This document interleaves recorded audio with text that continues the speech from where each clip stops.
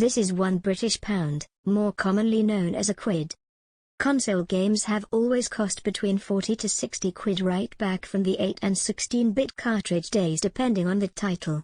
Meanwhile on the micro PCs of the time like the ZX Spectrum and Commodore 64 there were often titles available for pocket money prices, often a couple of quid for a cassette-based game. Despite inflation and the massive amounts of additional content, new games still average around 50 quid or thereabouts. This is what 50 quid looks like. While I could spend this on a single new title and if choosing wisely would likely get incredible graphics and hours of gameplay, I do miss the good old days, particularly the late 90s and early 2000s, which were a brilliant time to buy games from the 8, 16 and 32-bit eras, as often they would cost literally pennies as people traded in or sold their old titles in order to get the latest shiny releases. This was before retro gaming was really a thing. They were usually just seen as old games and therefore were seen as having little value. It wasn't uncommon to pick up top-tier SNES or Mega Drive titles for a quid or two, or a Saturn title for less than 5. These days those prices seem like a distant memory, with some of the prices of these titles reaching eye-watering levels. I'm lucky that I managed to grab pretty much all the games from those systems when I did. However, it got me thinking.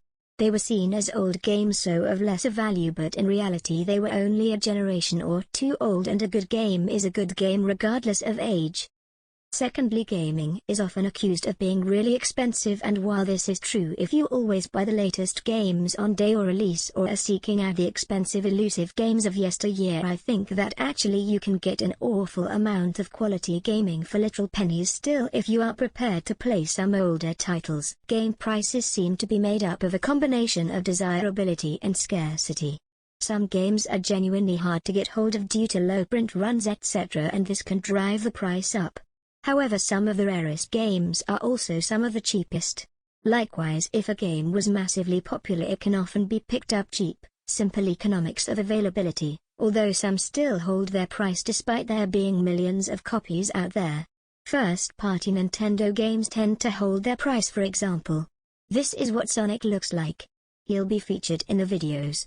This particular Sonic was one from a claw grabber machine in Portsmouth that cost a quid ago. So I have set myself a challenge for 2022, and armed with the obvious pun of quid game, it would be good to have some rules in place. Let's aim for 10 commandments. 1. I will allow myself a total of 50 quid for the challenge, for example equivalent to one new game release price. I'll aim to purchase a game, or games in some cases, for a quid or less. 2. I'll aim to get games across a variety of genres and formats to buy a decent range of games that I'll play, not just because they are cheap, so don't expect 10 different older versions of FIFA, known for being cheap, although there may be some sports titles as these can be cheap but still good fun. 3. To clarify, any individual game for this challenge will need to cost 1 quid or less. There will be no averaging of prices if the games are bought at separate times. For example, if one game is £1.50 and another is 50p, then it doesn't work that the total for two games is 2 quid, therefore they cost a quid each. However, if the games are bought in a bundle for a single price in a single transaction, that means each game is quid or less, or if they are in an offer, say 3 games for the price of 2 where the price equals 3 quid or less, then that is fine too. Likewise it is for individual games, so compilations will count as a single game. 4. I'll aim each week to seek out a game, or possibly multiple games, for no more than a quid, and will aim to make a video showcasing each title. These will be physical games, so no easy out of heavy discounts on digital titles etc. If less than a quid is spent, the remainder will go in a separate pot with the aim that the spare change will go towards a game, if there is enough left over, for a bonus video at the end of the year. If I find a shop with a bargain, say 2 games for a quid or 2 games priced at 50p each, I may opt to spend a quid and feature both games in the video, or I may hold one over in, counting that week as spending 50p with the remainder going in the spare change pot. There will be no cheating either. For example, I can't buy a game in 1 week for a quid, trade it in the following week for say 4 quid trade in value, and then buy another game that is priced at 5 quid, therefore only spending a quid thanks to the previous trade in. Games will be sourced that cost a quid or less. If this series is popular, then next year I might see how much gaming you can get by taking the trade-in approach, starting with a single quid. 6. Each video I'll try to update the running total. This will consist of how much is spent. Remember, I have allocated a quid per week, how much spare change has accumulated, the difference in a week where I spend less than a quid, the total number of games and the different formats, etc. 7. I already own the consoles that I'll source games for, so there is no additional cost there. 8. I'll be sourcing games from pre-owned sections of game shops, cash converters, a sort of trade-in outlet, market stalls, car boot sales, think of flea markets or yard sales, and charity shops. If possible from eBay too, but the cost has to include shipping, so it is unlikely, unless a collection-only type bargain is available, but suspect nothing from eBay. Essentially limiting me to just the local shops. 9. I'll try to film some of this, but it is difficult as shops don't tend to like it and often have music playing which triggers the copyright claims in YouTube.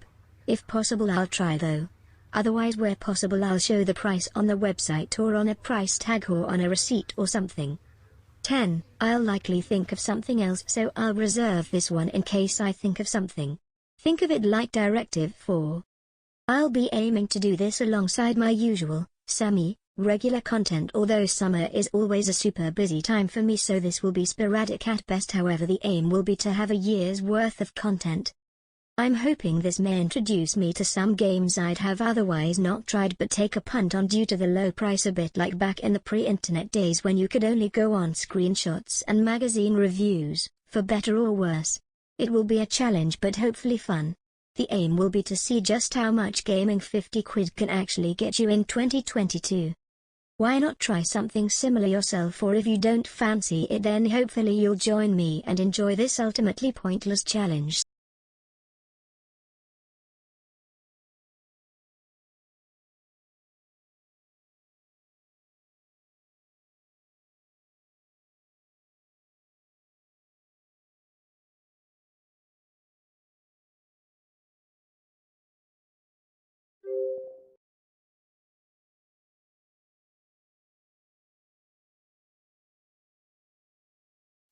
Sega.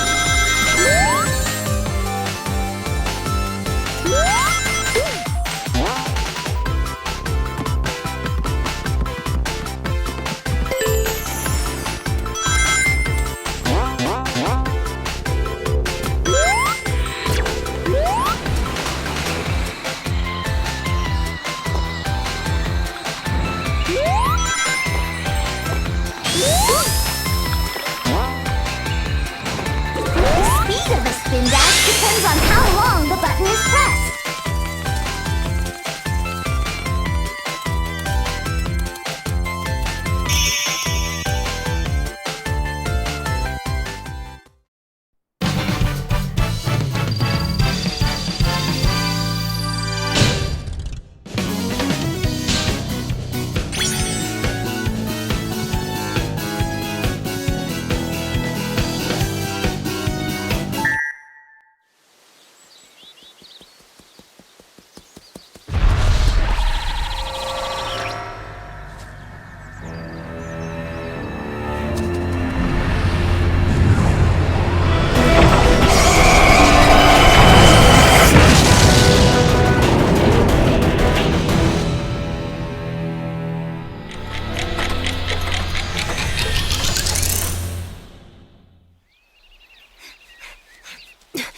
He'll be here any second. Hey guys, what's going on? You having a party or something? Surprise! Aw, you guys.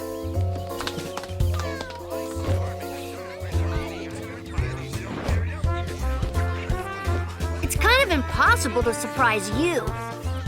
You totally got me this time. I had no idea. Yeah, right. Happy birthday, Sonic. Hope you like this. Like it? I love it!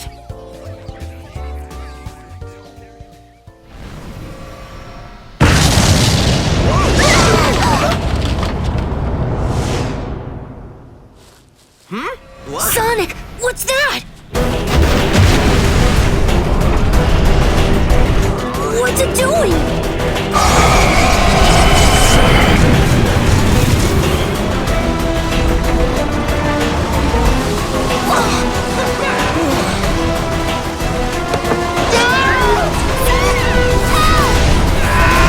Hey!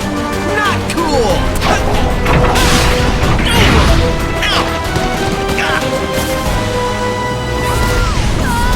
Help us!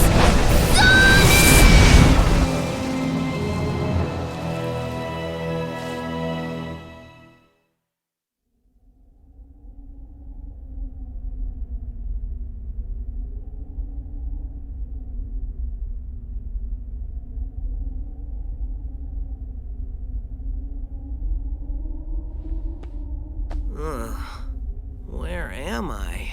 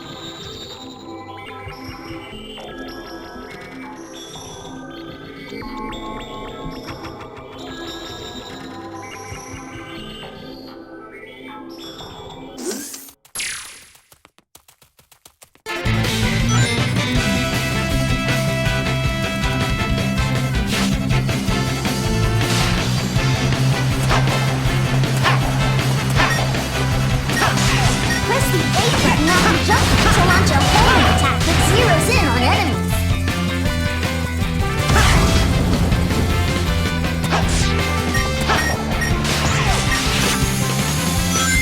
Hold down the X button for a boost of speed. Once the boost gauge on the lower left is empty, you can no longer use boost. Defeat enemies or collect rings to refill the boost gauge.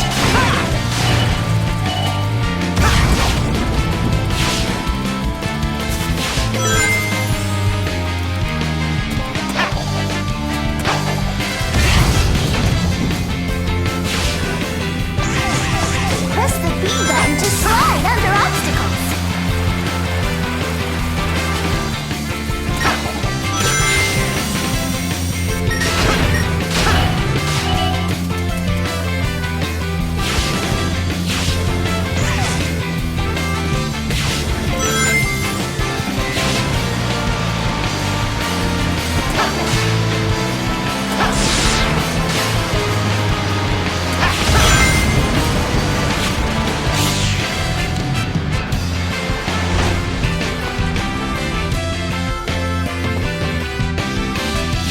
Use the left stick to flip between the left and right rails while playing.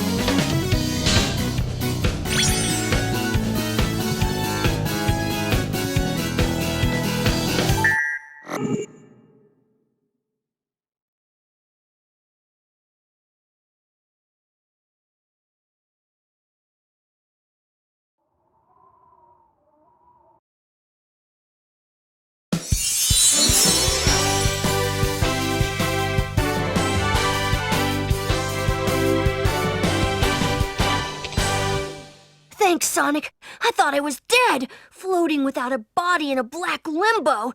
Ugh, I'm gonna have nightmares for weeks.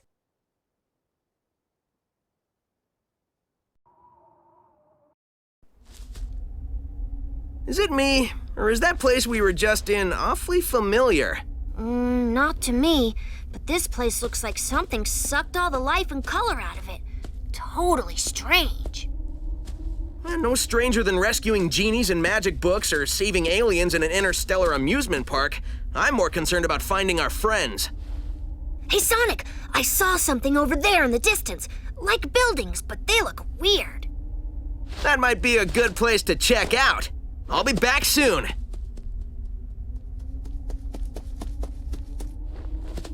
Wow, you weren't kidding when you said soon. I thought you already left.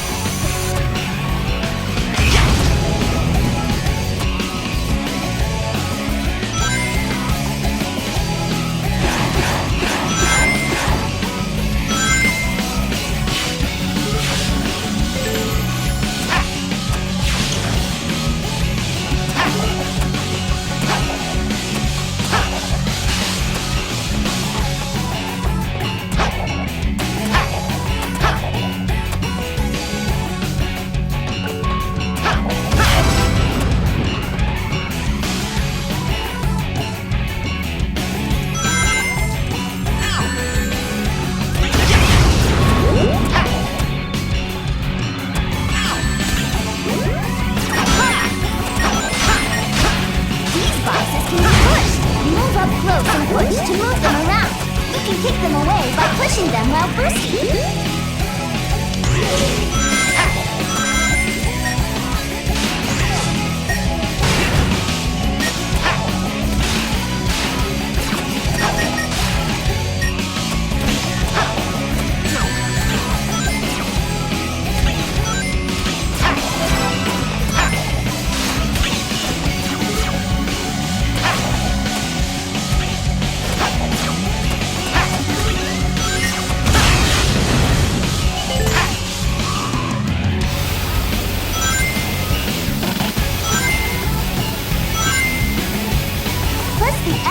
down while skydiving to speed up.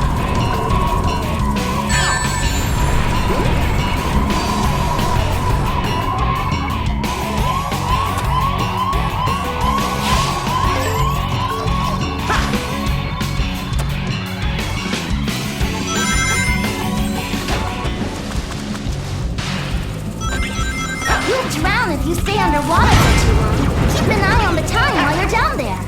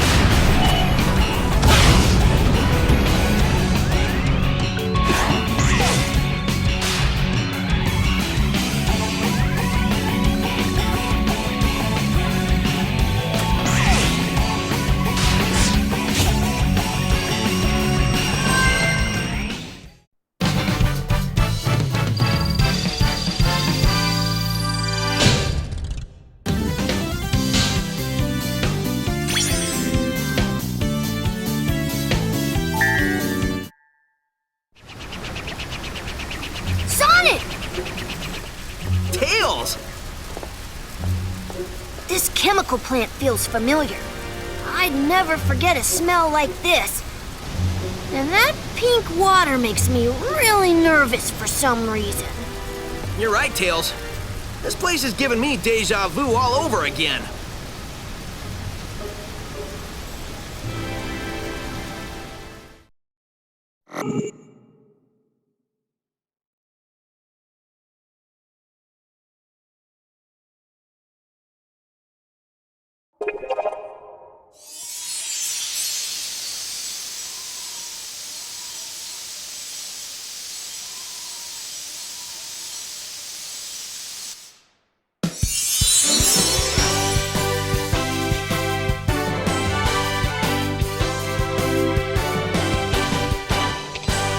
You saved me, Sonic. I was afraid I'd never be able to flirt with you again.